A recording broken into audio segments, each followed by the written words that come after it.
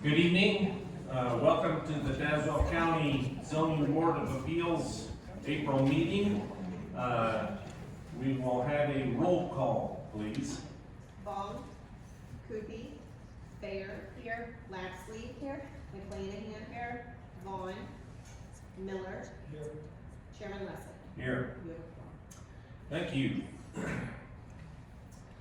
I'm going to explain the procedures. The zoning board conducts a public hearing to take sworn or affirmed testimony from all interested parties, both supporters and objectors, for each case that appears before the board tonight.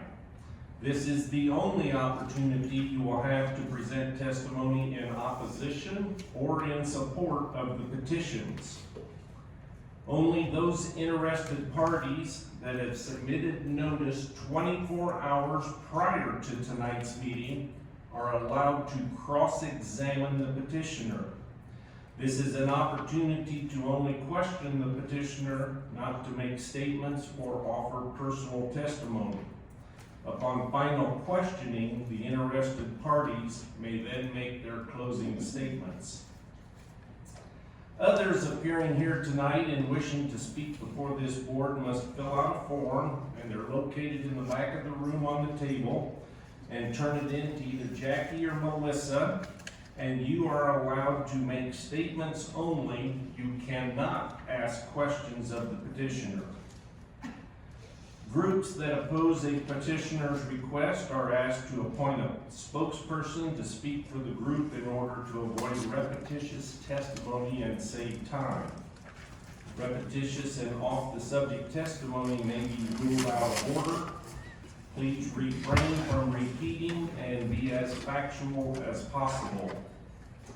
Please know that this hearing is being recorded, and the recording will be available on the county website in the future.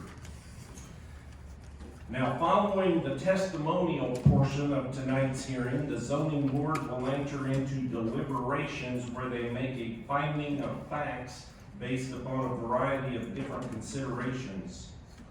The board is not bound by strict rules of evidence, and it may exclude irrelevant, immaterial, incompetent, or repetitious testimony. But the zoning board does consider the following when deliberating on all cases. 1, the county zoning ordinances. 2, the county comprehensive plan. 3, the county land use plan. 4, local municipalities comprehensive plans. 5, the public benefit. And 6, the best interest of the county. Now, for Class B variances and special use requests, the zoning board has final authority on those cases unless there is a lack of 4 concurring votes. For Class A variances, special use, rezoning, and code amendments, the zoning board makes a recommendation to the county board, and the county board meets the 4th Wednesday of the month. For Class A variances, special use, rezoning, and code amendments, the land use committee will also review those cases and make a recommendation to the county board. The land use committee meets the 2nd Tuesday of every month. For those Class A variances, special use, rezoning, and code amendments, the county board has final authority on those cases.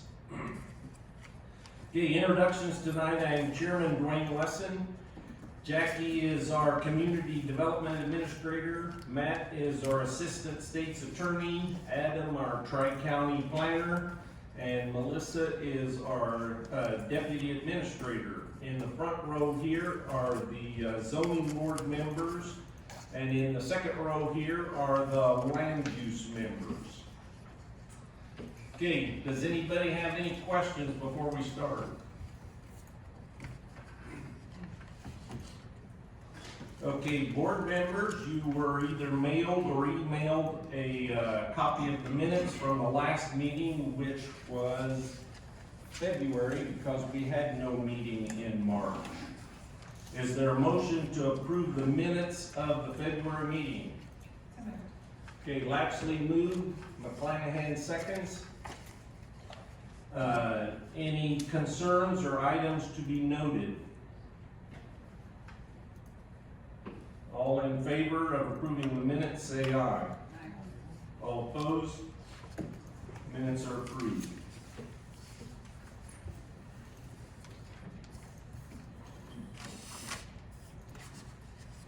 Okay, now is the time for public comment on any matters not listed on tonight's agenda.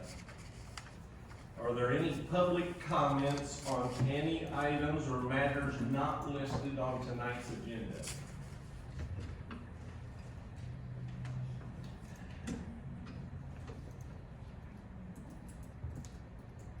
Okay, seeing none, we will start our procedure here.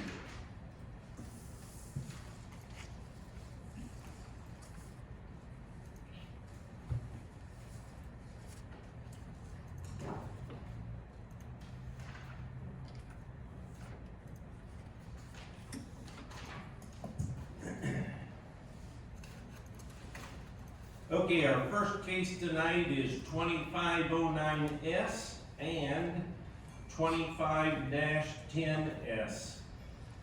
Petitioner Cincinnati SCG 1 and 2, and there's a request for a special use to allow for the construction of a 2 to 5 megawatt commercial solar farm on property located in an A1 preservation district. This is a Class A case. So the zoning board will make a recommendation to the county board, and the county board will have final authority on these cases. Paul Irby and or Rebecca Colson. Okay, one of you take a seat there and one of you here. The green light should be on that microphone. Can you hear me? Yep, I need your name and address for the record. Yeah, my name is Paul Irby.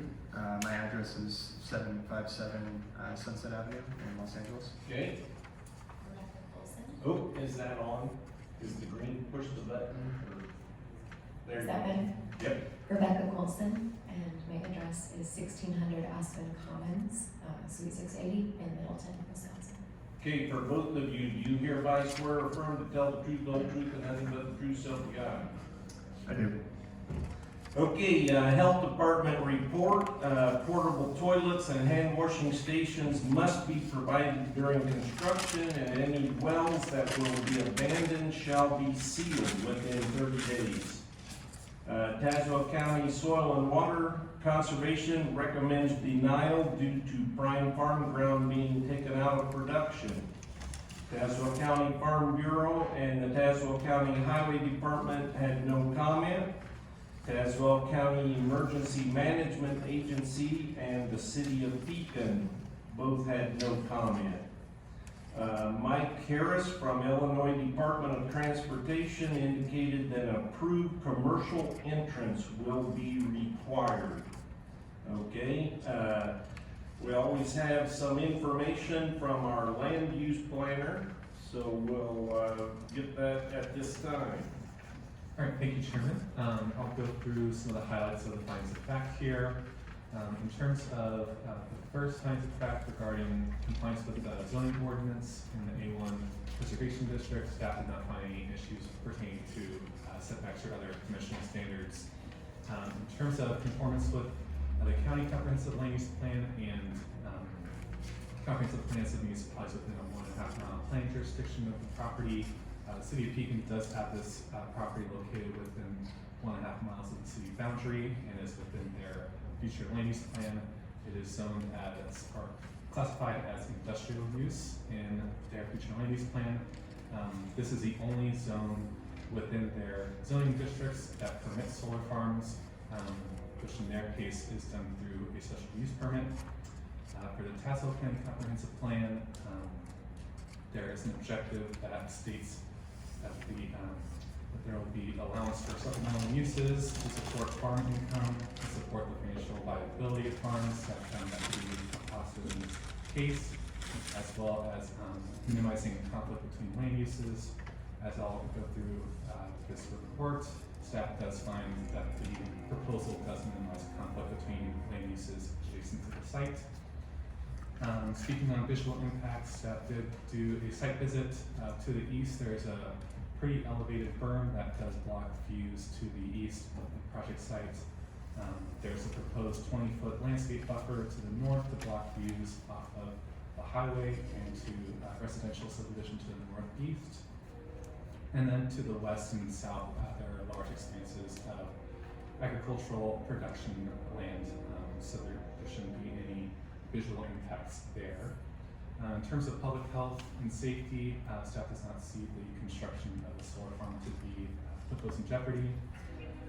Speaking on productivity of the soil, the only difference between the two applications here is that the CSG2, which is the application that is northernmost on the site, majority of that soil is not productive in terms of productivity index.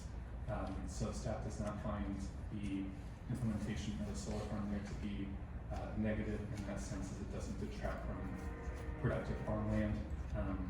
For the southern site, which is CSG1, a majority is above the 125 productivity index, indicating productivity for agricultural purposes. However, staff does still find the finding to be positive, as the use is not necessarily temporary in the sense that it will be gone 1 or 2 years, but also not permanent, as solar farms typically have a lifespan of around 30 years or so.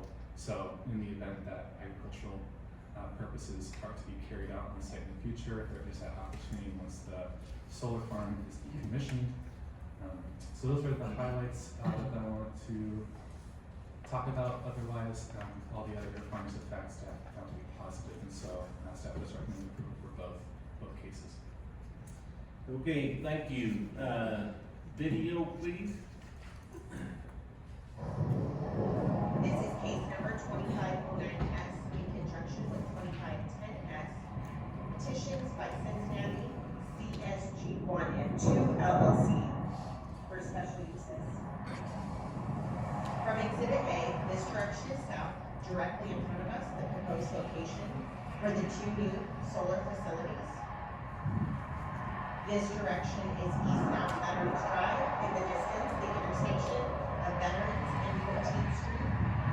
This direction is north. This direction is westbound Veterans Drive, in the distance, the intersection of Veterans and 5th Street. And back to the place of beginning.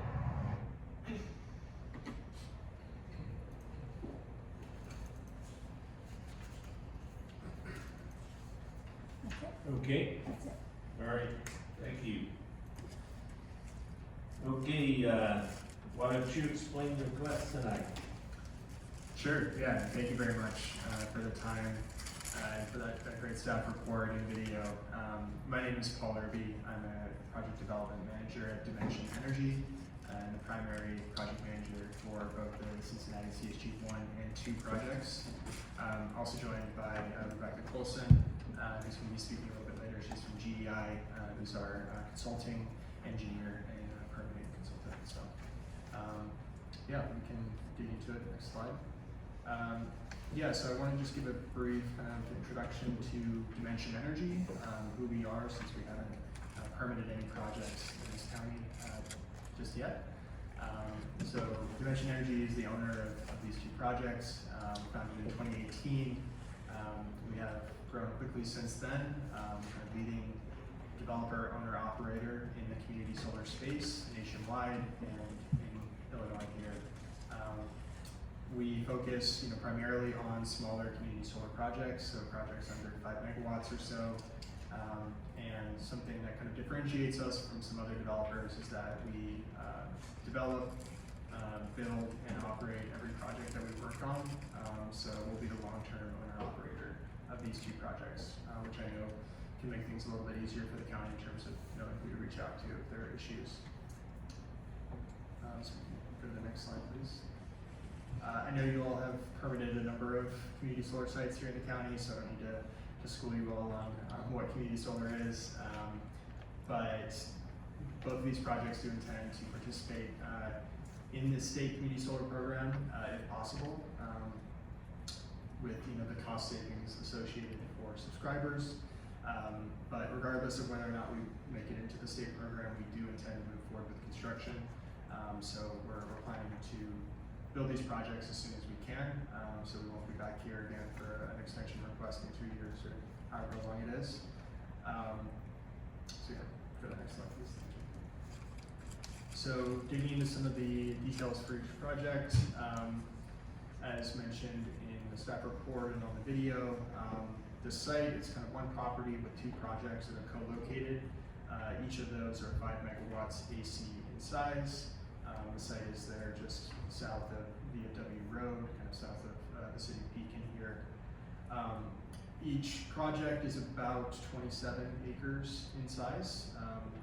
CSG2 is a little under, and CSG1 is a little over 27, but that's out of the kind of larger, it's 157 acres between the 2 parcels.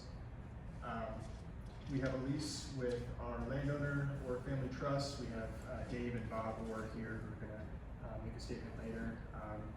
But it's a 25-year lease with a 5-year extension option. So we're looking at a 30-year max lifespan for the project here. In terms of tax revenue for the county and for the other taxing jurisdictions, I think as you all know, these projects represent a sizable increase over the existing agricultural land taxation rates. It's projected to be about $450,000 over the lifespan of the project over those 30 years, which in year 1, for example, it's about 1,000% increase over the current taxable rate for each project. So going from 3,500 to 35,000 in year 1, and that's with no draw on municipal services. We have on this site already executed an interconnection agreement with Ameren, so it's completed its study. We've signed the agreement, paid our deposit, so we're ready to move quickly after we secure special use permit approval and building permit approval.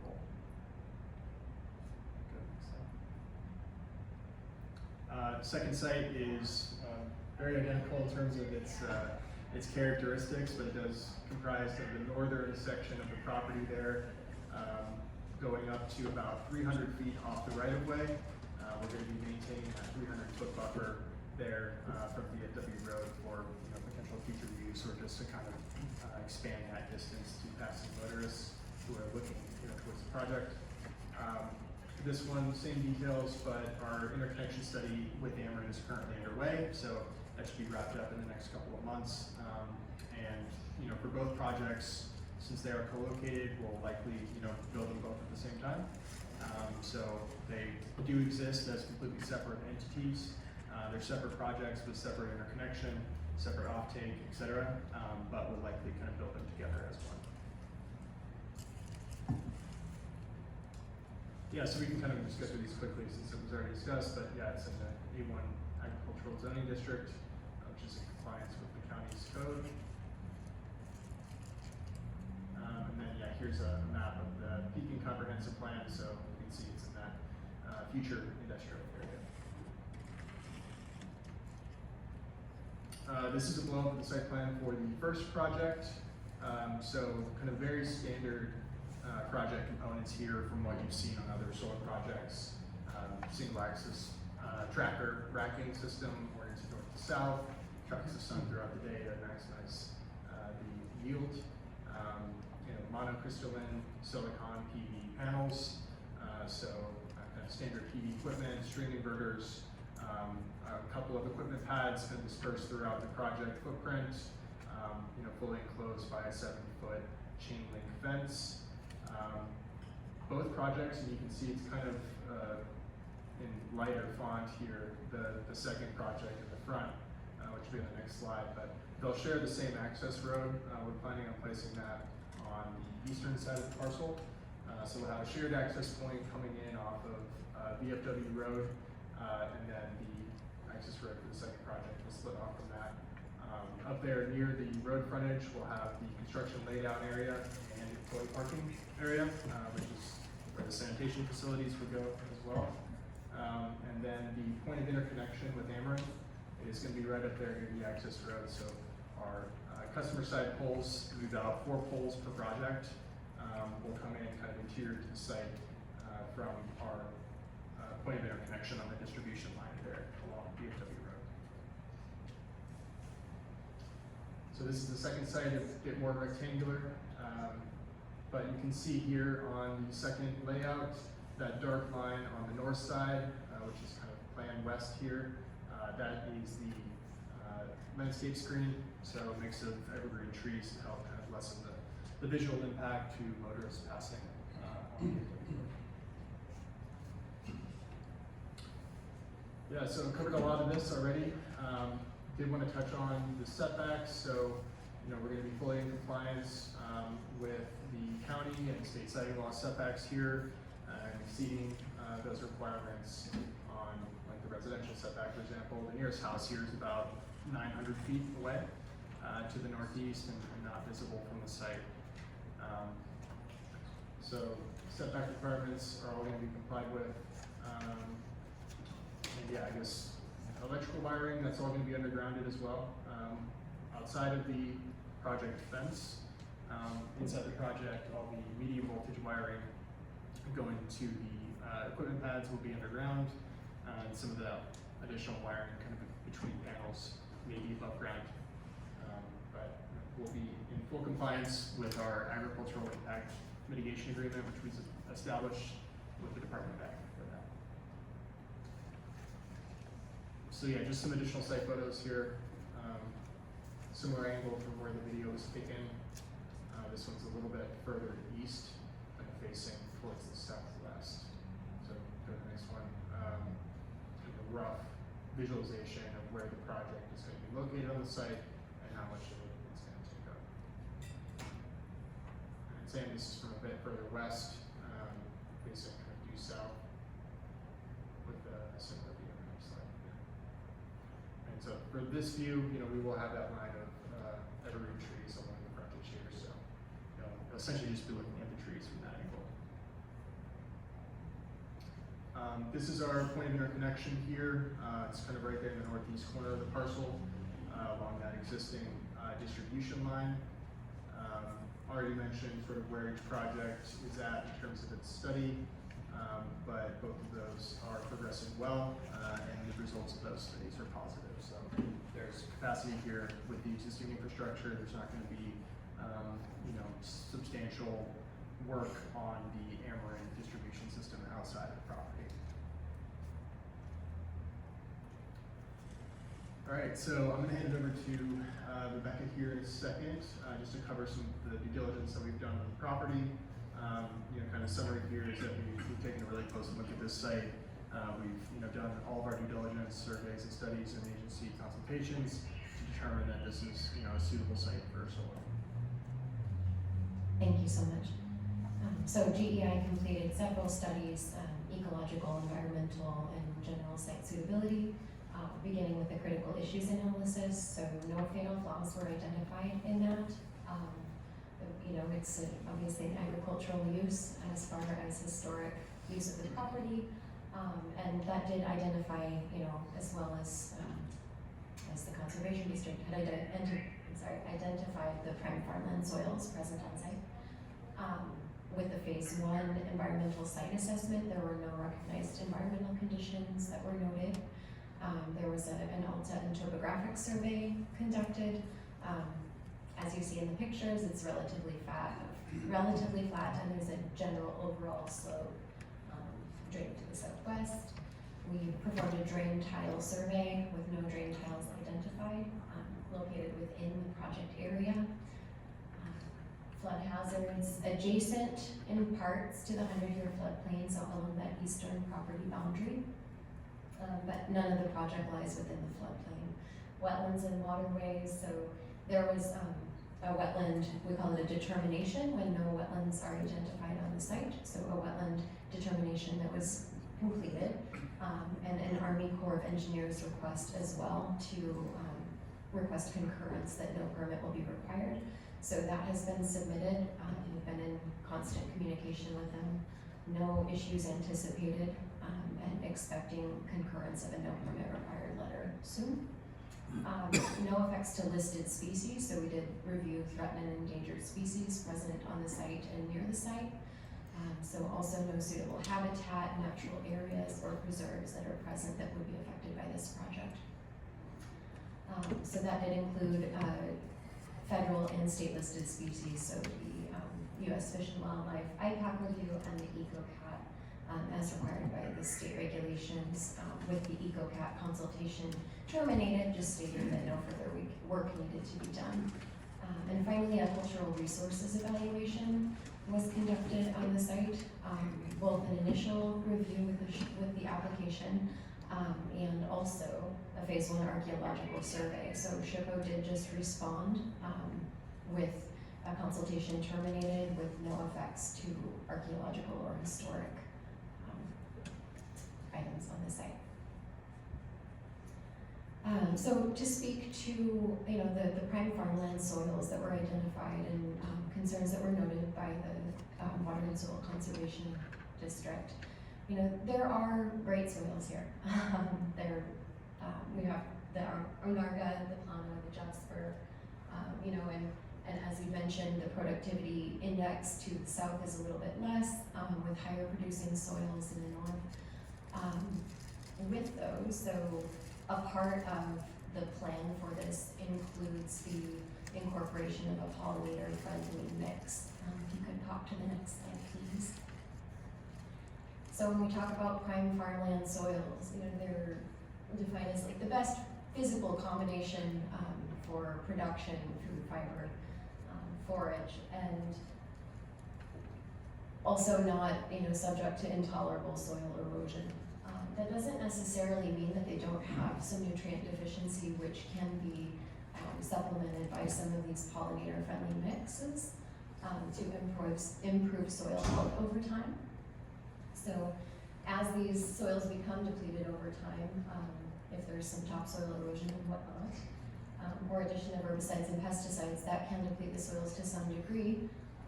With the pollinator-friendly mix, so that includes approximately 50% of deep taproot species, which actually help sequester carbon from atmospheric carbon through the root exudates and through decomposition of the subsurface plant matter to help restore some of that soil carbon. In those deeper taproot species, the ones that are proposed in the pollinator-friendly mix, we're looking at a 6-inch to up to 20 feet of taproot for potential carbon returning to the soil.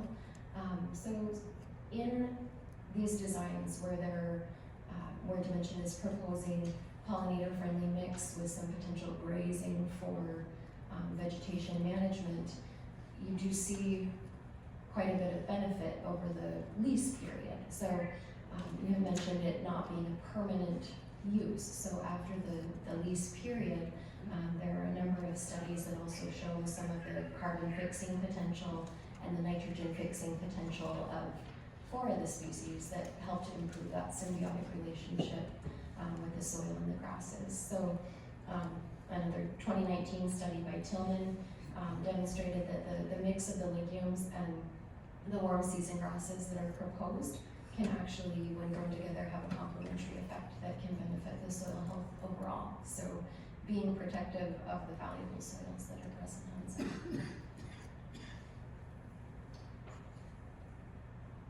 I don't think I need to go over this one too much, but it just gives a bit of a visual for some of those taproots that are helping to sequester some of the carbon and the nitrogen from the atmosphere back into the soils for better productivity and overall soil health.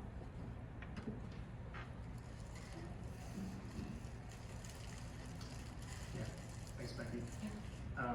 Yeah, just kind of adding on to that, it's really our intention to be good stewards of the land here, as our landowners have been since the late 1800s. We intend to really take care of this site and not really damage it. And preserve its capacity for future agricultural production, if that, is the use that's deemed necessary going forward. Just in terms of the proximity to the city of Pekin, so, as noted, it's pretty close to the municipal boundary here. It's kind of just right across the street is where the city boundary begins. We did have some limited coordination with the city, introduced the project to them and took their comments. And kind of coming from that meeting, we did maintain this 300-foot setback along the road frontage where, future potential commercial development or whatever, maybe needs to go in there or should, is deemed necessary to go in there, where that could occur, along with the vegetative screen. So those are things that they had identified as being good. As mentioned, we're planning to be fully in compliance with the county code, and we have established our AMA agreement with the Department of Ag, and we'll be complying with all the requirements outlined in that. This is just a summary of some of the materials we submitted with the application. We did submit a sample of the decommissioning plan and the emergency preparedness plan, just as an example of kind of what we're intending to submit post-approval. And I know that those are kind of separate processes to review those documents and approve those, but I just want to give you a sense of sort of what we're intending here.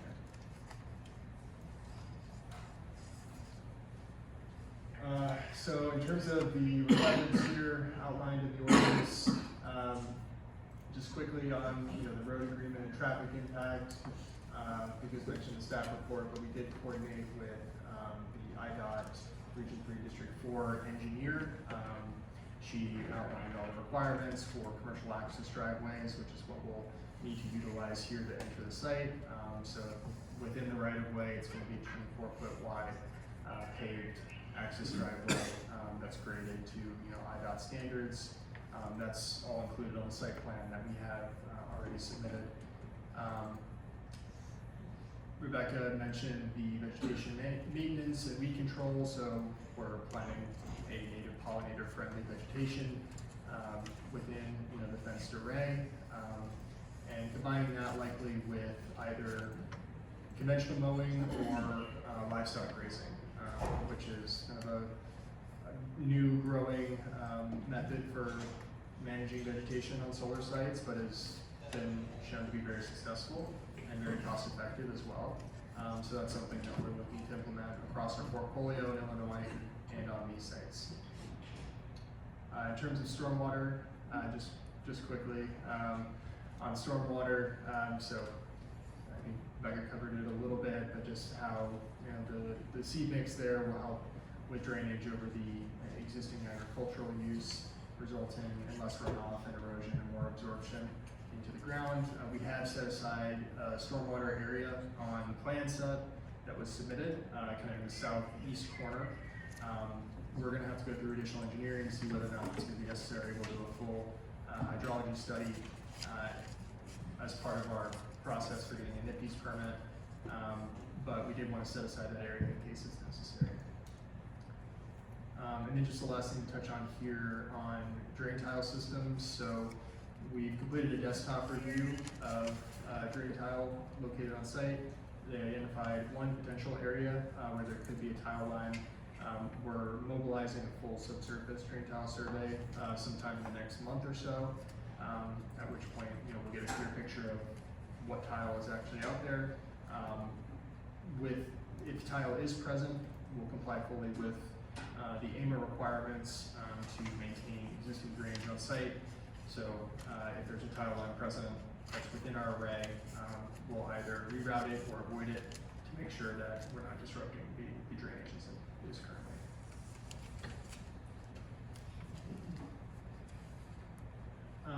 Cool, so on the timeline here, so as Rebecca covered, we've completed all of our site due diligence and surveys at this point, with the exception of the drain tile survey. That was all completed kind of the end of last year. This year, we're working on the permitting processes with the county, so SCP, qualified building permit. We're looking to mobilize our construction for both projects likely in early 2026. So we're trying to move fast here, get this project in as soon as we can for our landowner. Yeah, and this is just a breakdown of the tax revenue by taxing body that I mentioned earlier. So as you all probably know, most of that money's going to the schools. This is, a sizable kind of influx of cash for the schools here in the county with no additional students. So it's kind of all upside here in terms of the tax revenue. But yeah, that's all I had to say about the two projects, and really appreciate the time and consideration of the applications, and look forward to answering any questions that you might have. Okay, thank you. Board members, questions?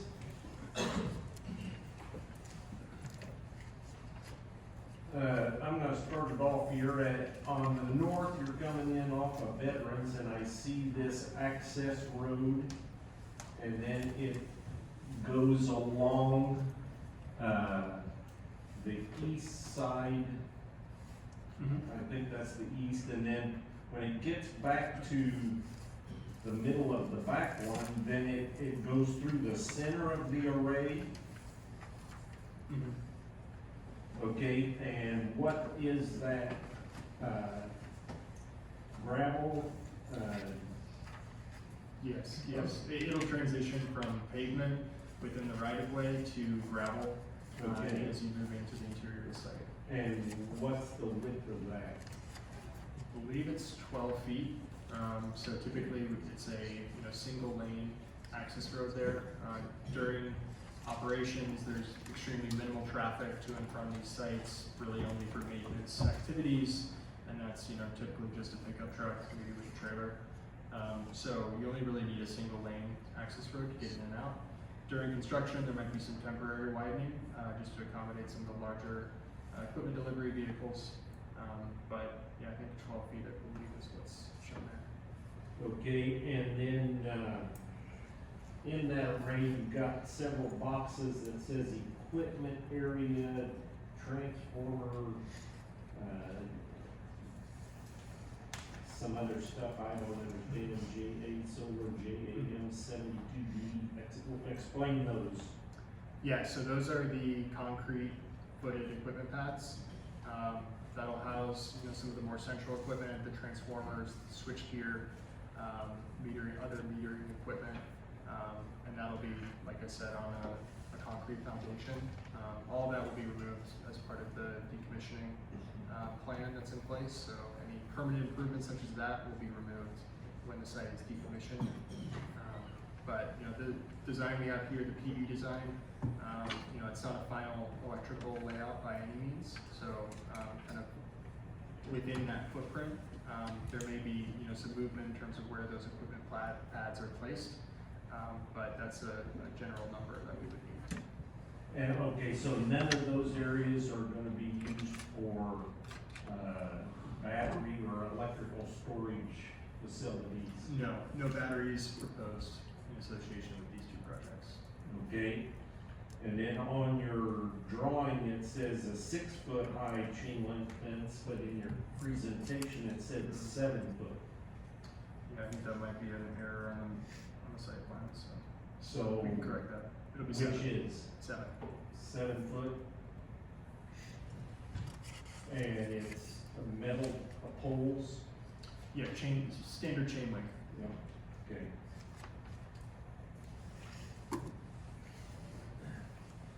Okay, then when we get to the back, the south end, when I look at this, it says 10-foot easement setback.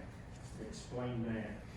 Yeah, so on the southern portion of the property, there's an easement for the overhead transmission lines.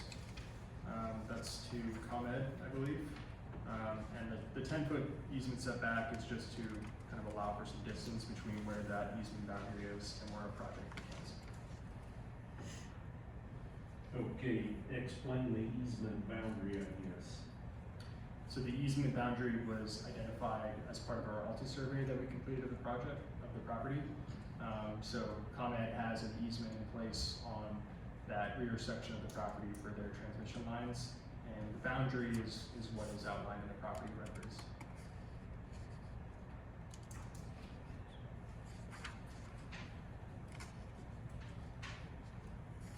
Okay, Melissa, I'm gonna have you go back to,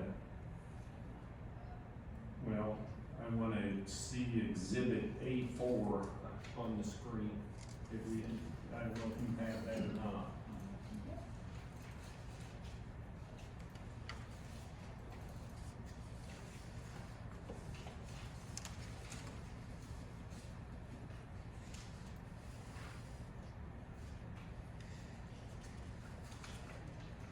Okay, so the south edge of that purple line, there's electric lines going through there?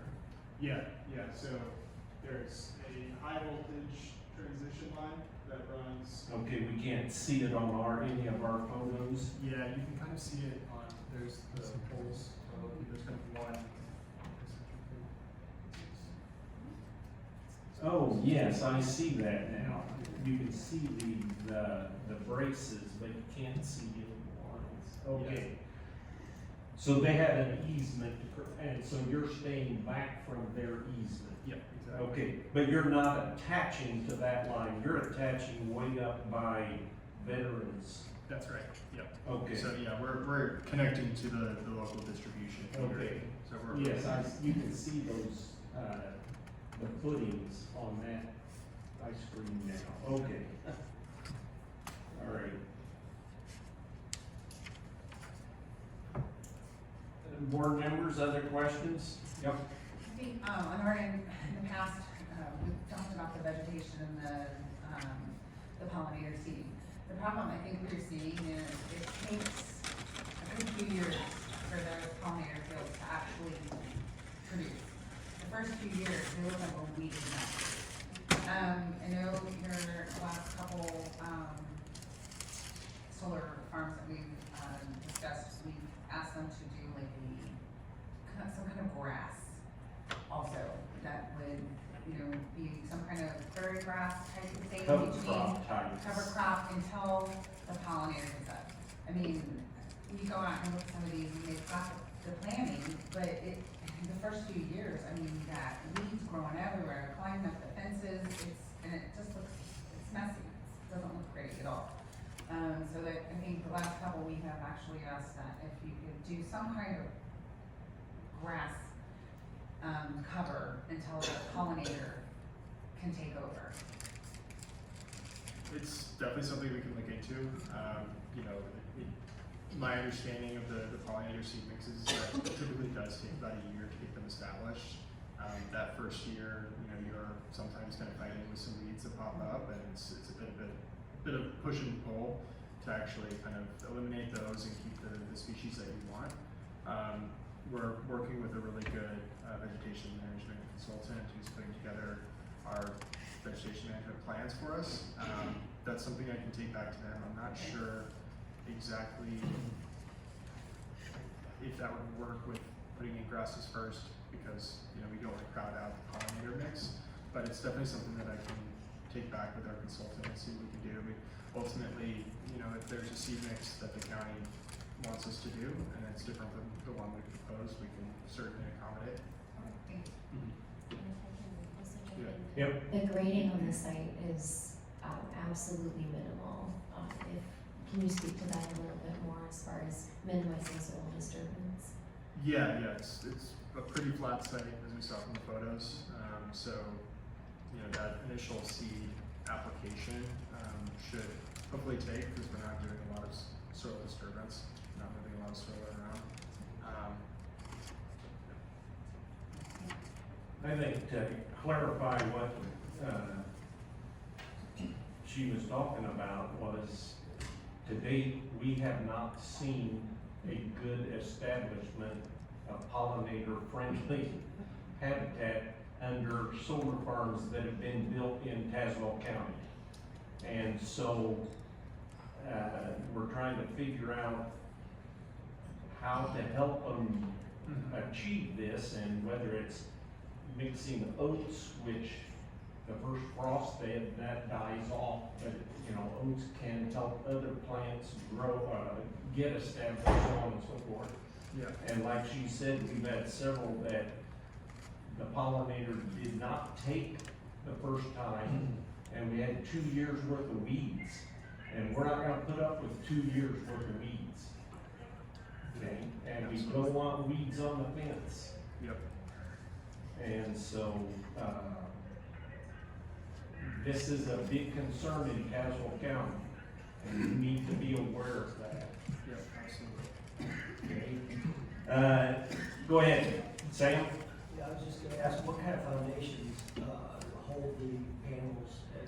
Is it just a beam pushed into the ground? Yeah, that's the plan as of right now. We still need to do our geotechnical soil assessment, but yes, it'll be driven piles, just steel piles straight into the Just soil. straight into the Yeah, ground? so no concrete footings. Okay, Yeah. no disturbance there at all? Yeah.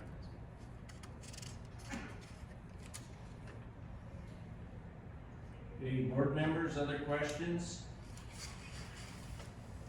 Land use? Okay, Thank you, Chair. Just a couple questions, sorry. So, solar panels in their lifespan can develop toxic chemicals like cadmium and arsenic. If there's a disaster, you guys had something on there about, disaster, contingencies, but you didn't even mention that in your presentation. Are there plans for the local responders? Yes, I think the slide might have gotten cut off a bit. The panels that we're planning to use for this project don't contain any hazardous materials. So cadmium, that's typically found in thin film modules. So it's a different module type and not one that we're using on this site. You know, the panels contain silicon, some metal wiring, and glass and steel. So it's all pretty basic materials that are in all sorts of products that we use every day in our homes. We will have an emergency response plan established and submitted and approved by the county and connected with the project. We have 24/7 remote monitoring of the system to identify if there are issues, such as a panel breakage or failure on the site, at which point we could dispatch personnel to check it out, fix it.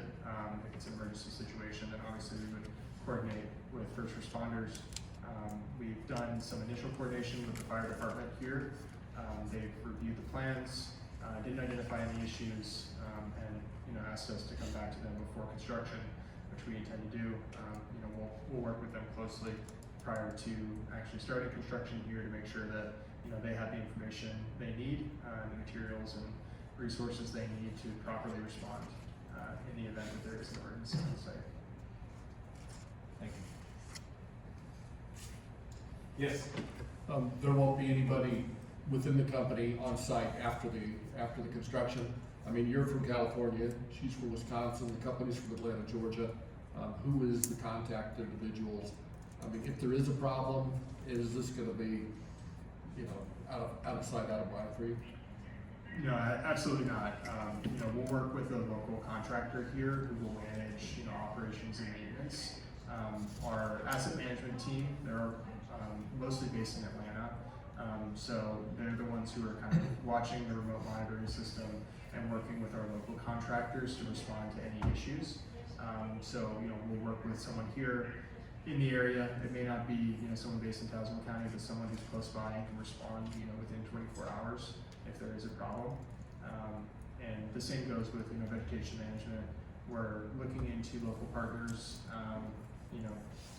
like extremely local potentially, because we find that that's more successful than working with someone who has coverage across the entire state, someone who's, dedicated to this or just a handful of projects, and they're doing the maintenance on all of them. So that's something that we'll have, a little bit more information on as we get closer to construction. But certainly, we'll have people here in the area who can respond if there are issues with weeds or, with actually the system itself. yes. Just a couple questions, I think, Chair. Just to follow up, I guess, excuse me, I'm assuming that may be part of our requirement, but I definitely would like to have that listed on who it is that we're contacting, and that's probably something that's required, but, that would be very important, obviously, especially talking about glass. I'm sure it's very strong, but, you know, Pekin in general tends to get quite a few, tornadoes and those things that they can hit. Wanted to, follow up, in the packet, it did talk about the, IDOT, and you guys specified that you've been working with them. They specified that they haven't heard from you guys, so just wanted to find out where the disconnect there was. Yeah, it's a great question. So the county reached out to IDOT, after which, you know, we started coordinating with them directly. You know, we've worked on other projects that have IDOT entrances, so we're pretty well versed on what their requirements are. But the region district engineer here outlined all those requirements for us, took a look at our site plan, and provided that guidance after the county reached out. So that was correspondence that occurred, you know, between I think the email that's in the packet and today. And just to answer your first question as well, so we'll definitely have, you know, someone available to respond to issues 24 hours a day. There'll be a phone number posted, you know, on the sign at the entrance of the site. That information will be provided to the county, you know, that contact information for our asset management folks, of our construction team as well during that period. So certainly, you know, I realize it's a priority to know who you're gonna have to reach out to if there's an issue. So we recognize that, and we'll definitely make sure that happens. Yeah, I was just gonna note that we do require the review of the emergency management plan. We're starting to work more closely with our emergency management director, Dawn Cook. She's kind of helping orchestrate these with Pekin. Those will probably be the first responders to this site. A lot of times it's our volunteer fire districts that we kind of struggle to get that connection with. But Dawn is gonna act as our liaison from here on out, to help make those connections. And then we do require, as part of our ordinance, that they stay up to date with, so if their O&M provider or whoever is locally responding, they have to update that information at the site. So whether it's someone from the county or someone passing by that has a concern, there is contact information there, for whether it be an emergency situation or vegetation. Thank you. I appreciate your other comment. It does seem like these solar companies, at least in our county, the last two have picked the two areas of the county that have had the most tornadoes in history. So, South Pekin being one of them, that alleyway through there, and then down along 136, we seem to get a lot of tornadoes.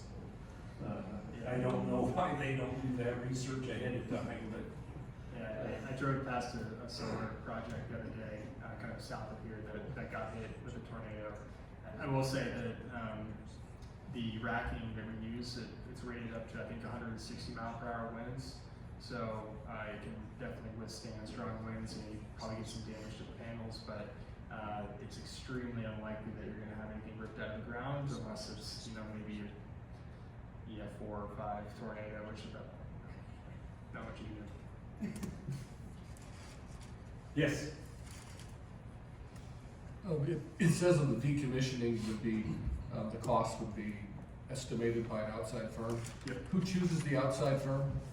So we would likely use GEI's engineers to estimate that, be a licensed Illinois engineer who would prepare that estimate, and then we would present it to the county for approval.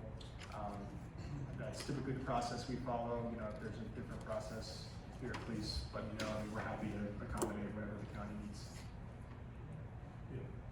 So that is a plan that's approved by the executive committee. If they find that they feel that those cost estimates are off in any way based on what they've seen in the past or based on what's presented, then we can require as the county that be reevaluated by someone that the county selects at the cost of the developer. Yes. You mentioned tornadoes.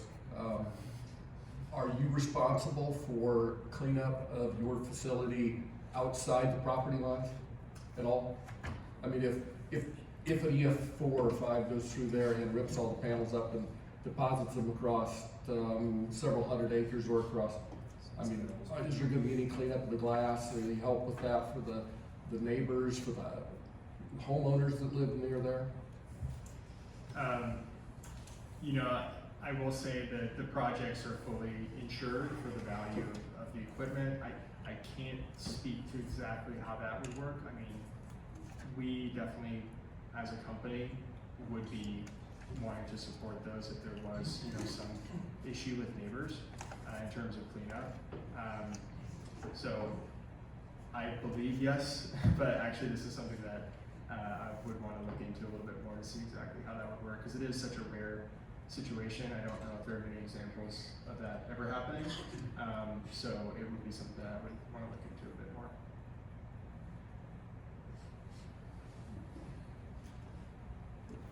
Yes. Yeah, sorry.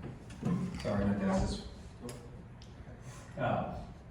Obviously, we respect building local here, and we want to do everything with local products. I realize we don't make solar panels in Pekin, Illinois, but you guys are a big company, you probably know where you source most of the materials. Will these be American-made solar panels, or do you know the percentage where they come from? So right now, most solar panels, I think probably, to your question, is most of them are produced overseas. Most of them, you know, in Asia. There is a kind of growing domestic solar panel production industry happening in the U.S. right now. So those capabilities are being expanded. The kind of main module manufacturer that we work with, which is called JA Solar. You know, they're a Chinese company, but they have headquarters here in Japan, Vietnam, elsewhere. They're building a new facility in Phoenix, Arizona, as we speak, to produce panels locally, or I guess local to the U.S. at least. You know, there's a lot happening with tariffs at a national level right now. The industry is facing you know, tariffs on imported equipment for many years now. So it's something that kind of as a whole the industry is adjusted to. So I can't say for sure that our panels will be produced in the U.S., but it's certainly something that we're trying to source more panels from the U.S. if we can.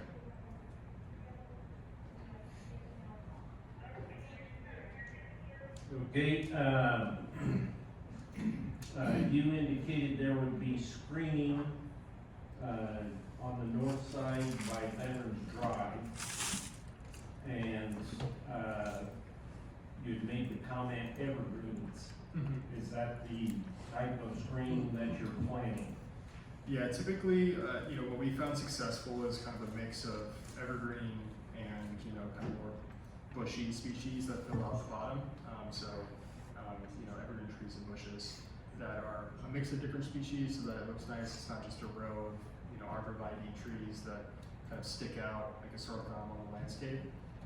But we haven't finalized that plan, and so certainly, you know, if there's a specific mix there that the county would like to see, we would take that feedback and run with it. Okay, so then that leads to the second question. Do you anticipate it to just be one row of evergreen trees or two, or you talked about smaller other bushy type plants too, so? Yeah, usually it's like a double staggered row. Okay. So, you know, kind of 2 rows offset to provide full coverage. And will that take place even if the north side is not developed? It's a great question. Yes.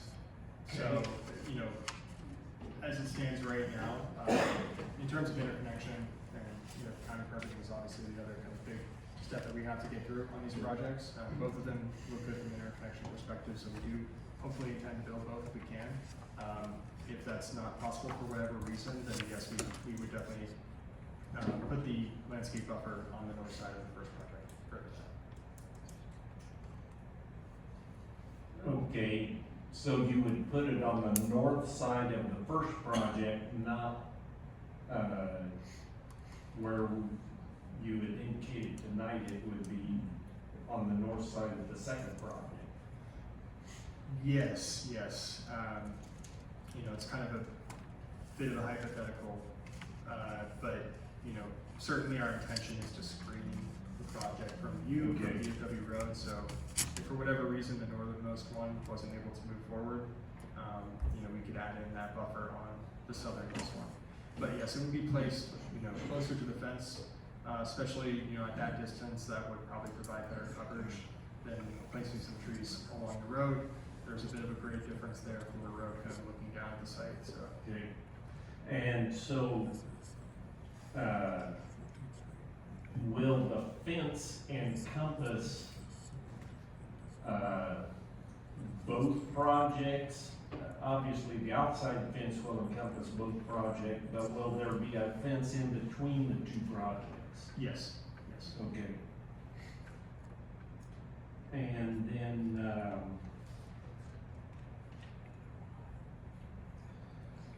in your presentation, if I remember right, you indicated that there were no tile lines, but then at the end, I thought you said, oh, there might be a tile line, Yeah, so underground tile. we haven't yet completed our full subsurface drain tile survey. We're getting that kicked off right now. So it's a little bit unclear if there's tile out there or not, but either way, we're gonna maintain existing drainage. So we have experience working with projects that have a lot of drain tile, putting together remediation plans for those where tile lines are, replaced, or rerouted to kind of conform with the layout of the project. We have good partners in that, and yeah, the intention is to maintain drainage as it is right now. As well as you have to understand that anytime tile lines drain other people's property, not just the landowner's Mhm. property that you're working with. Yeah. And that you have to be, aware of that you can't cut off somebody else's water drainage, so. Another problem we've had, and hopefully you got it taken care of here, is, that the construction equipment drags mud onto the road, and, IDOT might be in charge of, Veterans Drive there, but Tazewell County people use that, and we don't want mud on that road. And so that's your parking and your equipment clean out is all on that corner? Yeah, it'll all be there kind of in the northeast corner, the parking area and equipment staging area. There'll be some temporary gravel that's laid down there just so it doesn't turn into a giant mud pit. But yeah, definitely understand the concern about dragging mud onto the road. If that's something that the county wants to cover as a condition of approval, for example. I'm assuming it sounds like you are. We're happy to work with you all. Yeah, we're happy to work with you all on that. No, you won't work with this, you will prevent it. Absolutely. Absolutely.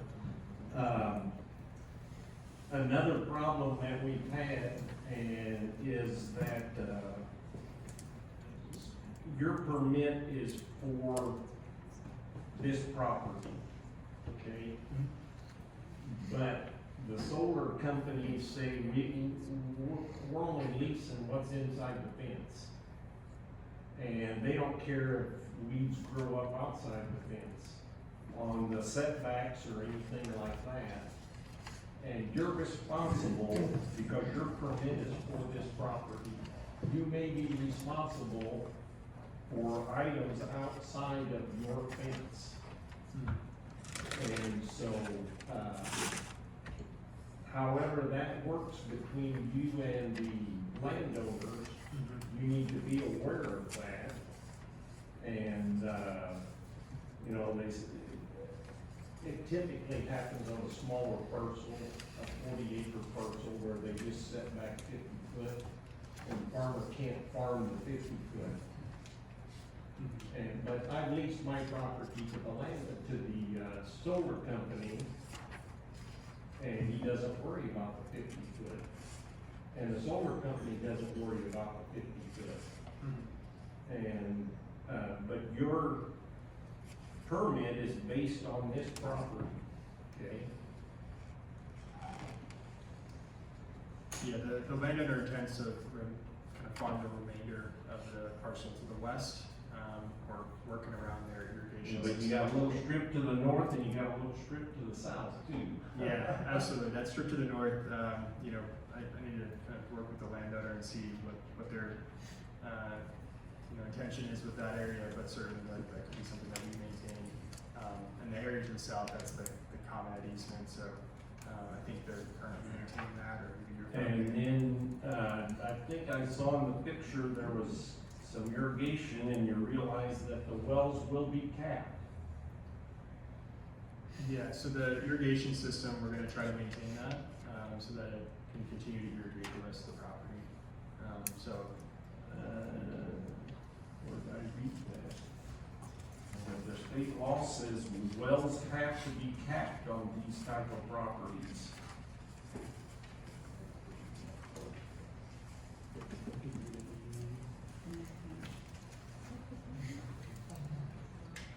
Yeah.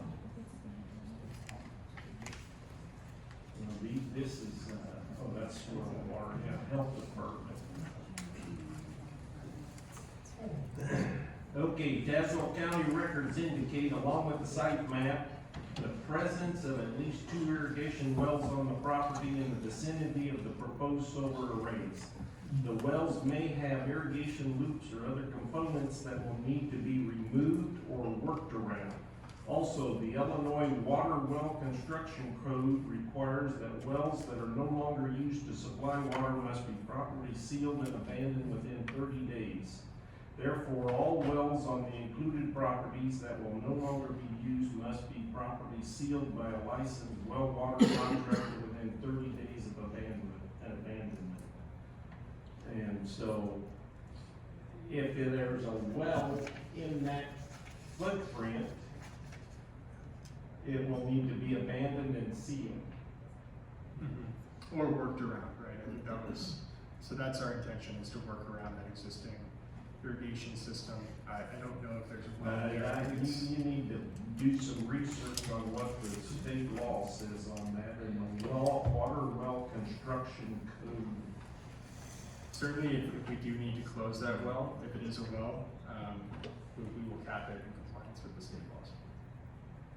But I don't believe that's going to be necessary. Okay? Just, you need to be aware of that may be a possibility.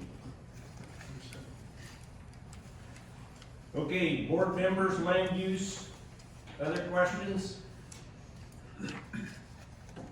Okay, Martin Helfers. Is Martin here? Yeah. Come up to the first seat over here.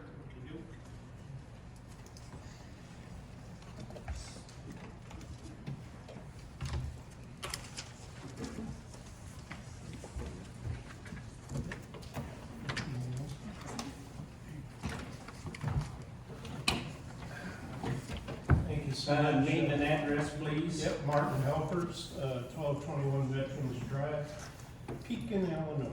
And do you hereby swear or affirm to tell the truth, whole truth, and nothing but the truth, so help you God? I certainly do. Okay, so, we usually allow you a short amount of time just to have some opening comments. Okay. And then you are able to ask them specific questions, and they can ask you specific questions, as well as the board and land use will ask questions, so. Okay. And then you'll have time at the end to summarize. All right. Just real quickly, up front, I support solar. With the loss of Duck Creek and Edwards Station, we in this area need to increase our generating capacity to maintain the load we got and draw the businesses into our area, the people in need. So I just want to start off with that. I'm retired executive director of West Central Building Trades. I represented 17,000 union construction workers, West Central Illinois, all 15 trades. And one of my big concerns is I don't drive by that site and see plates from Kentucky and Tennessee and Mississippi when I've got members that I work for sitting at home paying taxes to help you build this through the CJ Act. So I just want to get that out. So my first question, and you kind of hit on it a little bit, we had a situation in Livingston County where a developer came in, did 4 5 megawatt special use permit applications they were building a 20 megawatt, but wanted to avoid a project labor agreement required by a 10 megawatt farm. And in your initial letter that I got, or not letter, but what I seen that came from Jackie's office, it said you were filing for a 5 megawatt, 2 of them. So are you gonna build a 10 megawatt? Is it just to avoid having a project labor agreement? That's my first question. Yeah, it's a good question. So yeah, we have 2 separate 5 megawatt applications. The primary reason for that is that the community solar program is capped at a maximum of 5 megawatts in terms of generation. So if the project exceeds 5 megawatts in size, then it wouldn't be eligible to participate in the state's community solar program. So that's the kind of one and only reason why we capped it at that. It's nothing to do with, avoiding a PLA or anything. That's is realizing through CEJA, which is part of the Illinois Community Act, that you will be required to pay prevailing wage for the workers. Would you enter into a project labor agreement on this project? I think that's something that we would have to talk about more.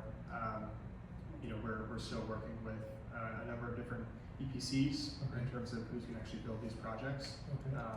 We haven't locked that in yet, so I can't commit to signing a PLA tonight. Okay. But you're willing to talk to the folks locally here about perhaps doing that? Yeah, certainly. I mean, we're looking for the best folks to build these projects, and if that happens to be the union folks here locally, then I think there's a possibility there. Yeah, the trades through the CEJA have set up training facilities Mhm. specifically for renewable energies, both windmill as well as solar. So they are bringing people from blighted communities as per the CEJA Act, training these folks, trying to get them on projects such as yours. Mhm. That's why it's very important, at least to most of the people in this area, that you strongly consider using local building trades for this. Now, you mentioned earlier there was one home that was approximately 900 feet to the northeast. Have you spoken to the owners of that home? We have not. There's a kind of residential subdivision located northeast of the site. Those houses, it's kind of, the access doesn't come in from DFW Road. It's not visible from our property. So we haven't spoke with them just yet. Now, I've seen my house on just about every slide. I'm 900 feet or so from the project. I haven't heard from you. Okay. Kind of disappointed with Okay. Well, that. I'd love to get your contact information. And we can, Yep, Marty Helfers, Yeah. 1221 Veterans Drive, 309-415-4419. Did you say 415? I 44? gotta start over because I'm old. I can grab your information after the meeting, maybe. Well, I thought I was still here, but 309-415-4419. Okay. Yep. Something else you hit on. I'm on, I got notes. Give me a second, please, and then I'm just about ready to wrap it up. The trees, you mentioned, are they gonna come, are they just gonna be like little 3-foot trees when they plant them, or are they gonna be 6 foot? Because my property, the most western part of my property is about 100 yards from the site, the house is about 900 feet. I'm just curious as far as that part of the project. Yeah, so typically we do install them at about 3 to 4 feet. They grow about a foot every year, so they'll reach mature height within a couple of years. Certainly, if there's a need to install them or a desire to install them at mature height, that's something that we can explore. If that's a priority for you or for the board. Okay, and then finally, I did a little research because I'm old, and that's what I do. I found different studies, one published by USA Today. It appeared March 23rd, 2023 in the USA Today. The other one from Climate News was published about the same time, March of 2023. And they reported, and interestingly enough, in California, as far as affecting real estate within a quarter mile of the facility, only Rock, California, like 0.6%, but people in California buy a doghouse and live in it. We know how that is, because housing is so tight. But yet in the Midwest and going further east and southeast, anywhere from 2 to 6% decrease in real estate values. Again, my house is 900 foot from this facility. Is there any type of thought of that on how you're gonna compensate people that, because of your project, they're probably gonna lose value in their home? Yeah, so we've commissioned studies on this for other projects, property value impact studies. There's a company called Resnick that does a lot of this work across the state. That's looked at, all these operational farms in Illinois and done outreach to homeowners and tax assessors, and they didn't really find any, negative relationship between property values and the presence of a solar farm nearby. From that data, there doesn't appear to be a relationship, at least based on what they found. We're happy to, prepare one of those studies for this project as well, and it would take a look at your home and those other ones that are in proximity to see, if there's a potential for property value impacts. But, from what I've seen, there isn't really a relationship in terms of like what the data says. Yeah, the studies, you can have copies, I've got copies. I'd if you love want to to see. look at it. Absolutely. That's really all the questions I had. I appreciate you. Thank you. Let me do my closing statement and get moving. Yeah, just a minute. Do you have any specific questions for Martin? I don't know. I'll get your information and we can talk Sure. a little bit more outside the meeting. Absolutely. Thank you. Okay, board members, land use, yep.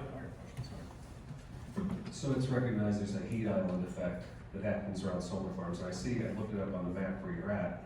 You're literally just right northeast, Yes, and winds come up. Southwest. Yeah, exactly. Are you concerned about that at all? I am concerned about that, and I was gonna mention that too, when we got together. Actually, my wife, before I came up, she said, talk about the prevailing winds from the west, southwest, we're gonna roast. Well, we already do. Yeah. So, yeah, it's a concern. Yeah, the heat island effect. Yeah, that's something. There's a lot of research on that for projects that are located in desert environments where there isn't, ground cover, grassy ground cover underneath. And so, on those projects, they find a slight increase in ambient temperature, within a foot or two of the panels themselves. As you move away from the panels, the temperature effect is minimal, if any. And especially with, projects here in the Midwest, with the grassy ground cover underneath, there isn't really a temperature impact based on the literature that I've seen. So I know that's one thing that kind of pops up when you Google concerns with solar is the heat island effect. There's been some studies that have been done in Arizona, in the California desert, but here in the Midwest, I don't think it's going to be that much of an issue at all. We'll research by the next meeting, I'll know a little more. Yeah, we should exchange some. Absolutely, some thoughts, yeah, because I actually work for a solar company. Oh, really? Yep. So, Okay, Jackie, you'll have to prompt me or look back, but typically in the past, when there's been a vegetative border or a screen that we kind of lean toward like a 4 to 6 foot initial planting, so that it doesn't take real long to get up to 6, 8 foot. yep. And so, Yeah, we can do like I that. said, we don't want them to put in 12-inch stuff and then wait. And so, Appreciate that. Yeah, okay, you can definitely do that, yeah. okay, other questions, board members or land use? Okay, closing statement? Yep, I'll be brief. Now, again, I talked a little bit when I first started, I support, obviously, solar, I support wind to some degree. But companies that we appreciate here, when they come into our market, we expect them to follow our norms, our culture, our traditions. We're a strong building trades area. We work hard to make sure that we can build everything from a nuclear powerhouse to a doghouse. And we've done it well for 5 or 6 generations. So strongly consider the project labor agreement. Put local people to work that are actually the ones paying the taxes that are helping you do this. And I just ask that you treat people in this area with the dignity and respect that they deserve. That's all I got. Thank you. Okay, thank you. Okay, David Orr. Yep, over there, yep.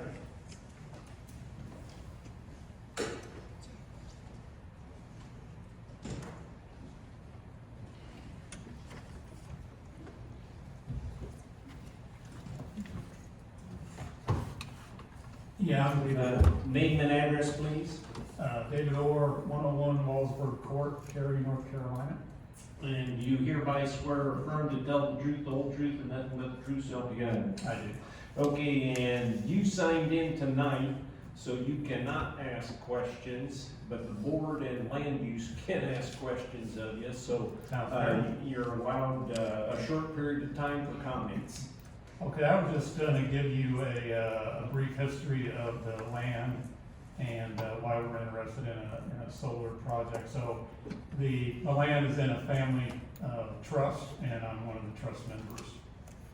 So this property came into our family in the late 1880s when my great-grandfather bought it. And when he died in the early 1900s, he left it to his two children, which would have been my grandfather and my great aunt. So my grandfather got the east 80 acres, and my great aunt got the west 80 acres.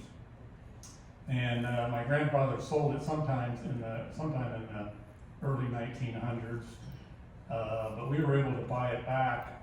The east 80 acres we were able to buy back in 2006 when we sold some other family land to the city of Pekin for the industrial park. And so we used the proceeds from that to buy back the east 80 acres. And coincidentally, it turned out the land that we sold to the city is the land that they're using to put their own 29-acre solar field on. But my great aunt in the 1970s, that's where she put the land in this family farm trust. And at that time, the members were my dad, my mom, and my two aunts, and my great aunt. And when myself and my two brothers got old enough, we were included in the trust. And now the trust members are my dad, me and my two brothers, my three children, and a niece. So that's who makes up the trust. So we've got a deep connection to this property here. And although my ancestors were farmers, we are not farmers. So we partnered with a farmer, and he farms the land for us, and we split expenses and we split the profits. And right now, on a good year, we'll make about a 2% return on the value of the land. So we could sell the land and do a lot better financially, but we don't want to sell the land. We want to keep it. So that's where this solar project was. We see it as a win-win for us because we get to improve our financial situation, but we get to keep the land, and we get to continue to farm the land that's not on the part of the solar projects. So that's kind of our motivation for keeping the land. And as you saw, the land along the VFW road and the 5th Street road we're keeping as part of the farming land. So that if there is any kind of future development potential in the future, that's where we end up going. So that's really all I had. Okay, board members, land use questions for Mr. Orr?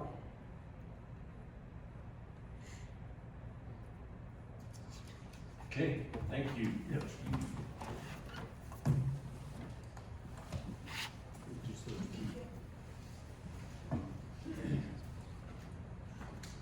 Okay, board members, final questions for the petitioner? Land use?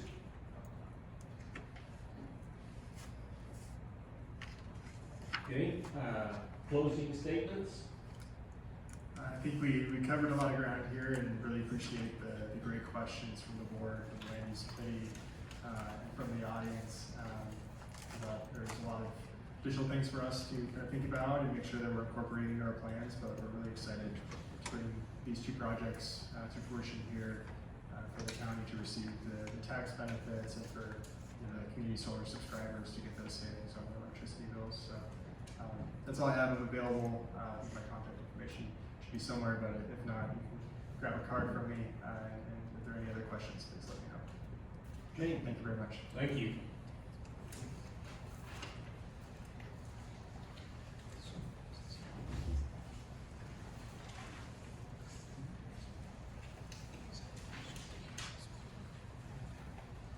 Okay, our next case tonight is 25-11-Z, Nicholas Rezica, you can correct me in a minute. Requesting to rezone the property from A1 Ag Preservation District to A2 District. This is a Class A case, so we will make a recommendation to the county board. Nicholas? Name and address for the record, Nick Rizika, 516 Juster Road, Metamora. and you hereby swear or affirm to tell the truth, the whole truth, and nothing but the true self, God. I do. Okay, Health Department reports, a well and septic permit will be required. Tazewell County Soil and Water recommends approval due to the majority of the property having non-prime soils. Farm Bureau and Tazewell County Highway Department had no comment, and the Village of Goodfield and Deer Creek's Road Commissioner had no comment. And so, Land Use Planner has some information. Thank you, Chair. To start off, I'll just get a brief overview of the purpose of the A1 and A2 zoning districts. So the A1 zoning district is established to benefit and protect agricultural uses throughout the county, and the A2 district is established to protect and maintain agricultural uses, agricultural economy, the open space and natural features of rural areas, and preserve agricultural land of the county in order to 1, protect lands for continued farming, 2, allow non-farm residential development on a limited basis, and 3, minimize conflicts between agricultural and non-agricultural areas. So the main difference between A1 and A2 zoning is really the allowance of non-farm residential development on a limited basis. So in the A1 zoning district, typically you have to get a special use permit, whereas the A2, that is single-family home is permitted by right. And so that's sort of the case for this rezone is the applicant does intend to construct a single-family dwelling on the southern portion of the site if the rezone is approved. Of the findings that were listed for rezones, staff had all positives, but also had 2 neutrals, either in the case of not receiving information to fully form an opinion on one of the findings, or in another case having both potentially positive and negative for a finding. So for one of those findings is the property in question is not suitable for the uses permitted under the existing zoning classification. So currently the property is used for agricultural purposes. The existing zoning of A1 is primarily for agricultural uses. So the property in question is suitable for the uses permitted under the existing zoning classification. But the requested zoning of A2 also lists agriculture as a permitted use and is one of the core purposes of that zoning district. So staff does see that there's not a huge difference in the purpose of those zoning districts, and so a rezone in that sense isn't drastically changing the use of that property there. So that's a neutral in staff's eyes. The second neutral was consideration to the proposed map amendment being within 1.5 miles of a municipality within the adopted comprehensive plan. The subject property is within 1.5 miles of the Village of Goodfield, which did adopt a comprehensive plan last year. Staff did reach out to the Village of Goodfield to try to obtain a copy of the comprehensive plan to see if there was a future land use map that designated this site as a particular use. Staff was not able to receive the adopted comprehensive plan, so it doesn't have information to make a positive or negative finding for that. Otherwise, staff didn't see any major red flags in terms of the other findings, mostly because, again, they're accomplishing the purpose of those zoning districts are fairly similar. For the Tazewell County Comprehensive Plan, the future land use map designates this site as A2 in this future land use, so staff does see this rezoning to that particular zoning district as a benefit of aligning the zoning district to be more similar with the future land use plan of the comprehensive plan, which is typically seen as a document that promotes the general health, safety, and welfare of the community. So with that, those are my comments. Okay, thank you. Video? This is case number 2511Z. Petition by Nick Bruzica for rezoning. From Exhibit A, this direction is south, directly in front of us, the proposed 20 acres to be rezoned. This direction is east, down Wigan Road. This direction north. This direction west down Wigan Road. In the distance would be the nearest residence to the west. And back to the place of beginning. Oh, and I will also just note that a property to the west is also zoned as A2, so there's similar zone property directly adjacent to the site as well. Okay, thank you. Okay, why don't you explain your request tonight? My request is to rezone this property A2 to bring it conforming parcel size to A2 with the ability to build a single family home under an allowed use instead of a special use. Okay, Or permitted use, I guess. right. 40 acres is our minimum in A1, and you can build a family home. And so you want it zoned, so your home, proposed home is within the zoning code. And so that's why A2 instead of A1. Correct. Okay. What is your time frame for the proposed home? I don't have a time frame yet. Okay. And this ground is currently farmed? Correct. Okay. And it will be up until, or maybe even after the proposed home? Correct. Okay. Board members, questions?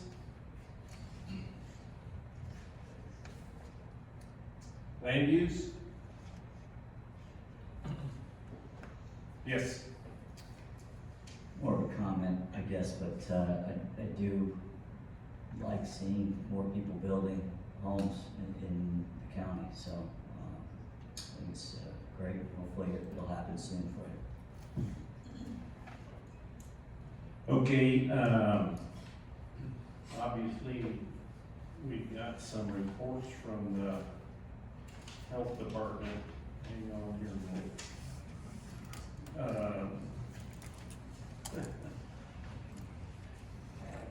Okay, do you know if this property has public water and sewer available to it? It does not. Okay. And so they say if or when you build a house, a well or septic permits need to be obtained and those rules need to be followed when that time comes. Correct. Okay? And then, of course, there may be other setbacks and so on and so forth. Okay? Questions? Yes? This is more of just a general zoning question. Is the mic on? This is more of a general zoning question. Yep. What is the density allowed in A2?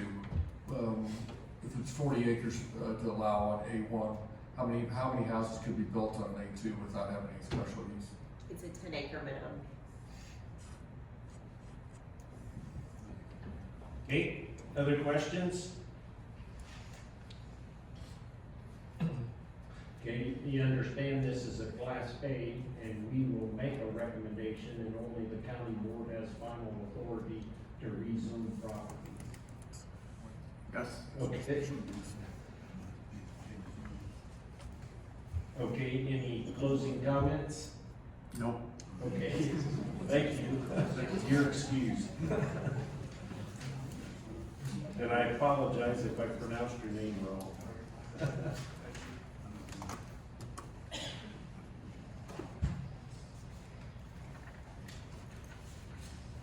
Okay, our next case is 2512S, Nicholas and Jennifer Neville, requesting a special use to create one new dwelling site in an A1 ag district. This is a Class B case, so the zoning board will have final authority. Nicholas, name and address? Nicholas Neville, 15940 Deer Lane, Mackinac, Illinois. And do you hereby swear or affirm to tell the truth, the whole truth, and nothing but the truth, so help you God? I do. Okay, Health Department indicates a survey plat is not required to be signed by Tazewell County Health Department, and well and septic permits will be required. Tazewell County Soil and Water recommends approval as the dwelling will be located in a wooded area. Tazewell County Farm Bureau and Tazewell County Highway Department had no comment, and Mike Rankin, the Mackinac Township Road Commissioner, had no comment. Land use? Thank you, Chair. In terms of comprehensive plan conformance, staff did not see any purposes, goals, objectives, or standards in the Tazewell County Comprehensive Plan that this use would be in contradiction of. The subject property is also not within more than half miles of any planning jurisdiction with an officially adopted comprehensive plan. Otherwise, staff did not see any issues with visual impacts, as it will be within a forested areas over 700 feet off of Goldie Road. No issues seen in terms of public health, safety, or general welfare of the neighboring vicinity. The site does contain productive soils in terms of its productivity index, but as the house is being proposed on a site that is used as timber right now and not agriculture, it's not taken away from agricultural production, so finds that to be positive. Otherwise, no issues seen in terms of ingress and egress, since it's a pretty low traffic road. And so yeah, those are my thoughts there. Okay, thank you.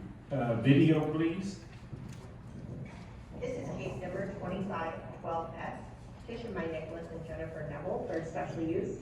From Exhibit A, this direction is directly in front of us, the 11 acres to be utilized for the new dwelling site, to the south of which is the additional 29 acres being purchased by the Nevilles.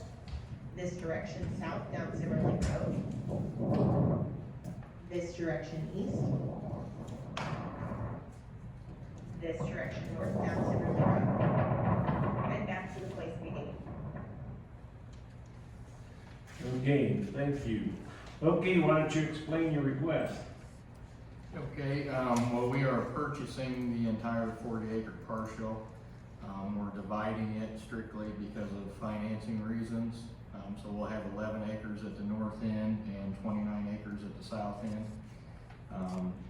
The house building site will be back in the timber. We'll clear some trees in that thin spot on the map. And the driveway will kind of come in about where that purple line is, come around the low spot in the timber and then up into the opening. And that's where the building site will be at. We do not have building plans yet. We do not have blueprints or anything like that in place, but this is our plan. Okay, I'm looking at Exhibit A, your hand drawing example, entrance, and then you got it, driveway crosses the creek. How big is that ditch or creek or whatever that you have to cross?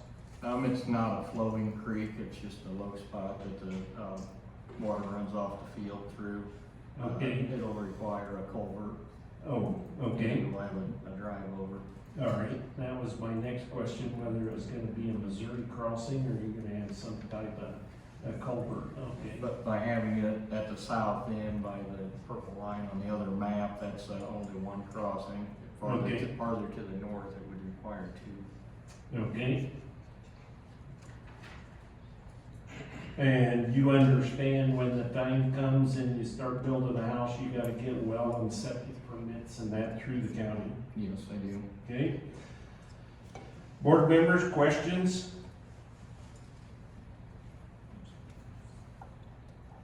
Land use?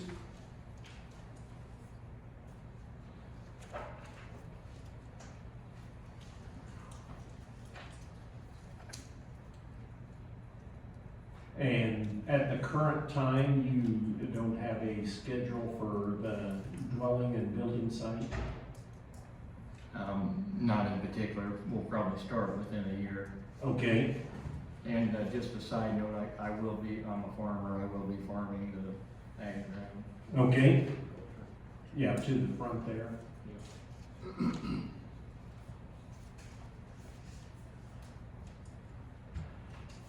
Okay, other questions?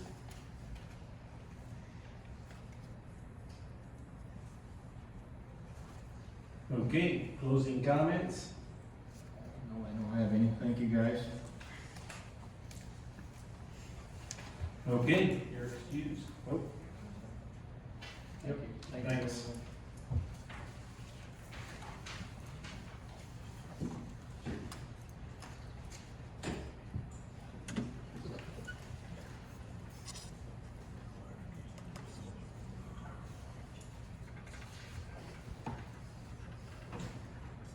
Okay, our next case is 2513S. Darren and Angela Hub requesting a special use to allow no more than 6 chickens on a zoning lot less than 2 acres located in an R1 low-density residential zoning district. Name and address. My name is Darren Hub, 22098 Northfield Drive, Morton, Illinois. And you hereby swear or affirm to tell the truth, the whole truth, and nothing but the true self you got? I do. Okay, this is a Class B case, so the zoning board will have authority. Health Department had no comment.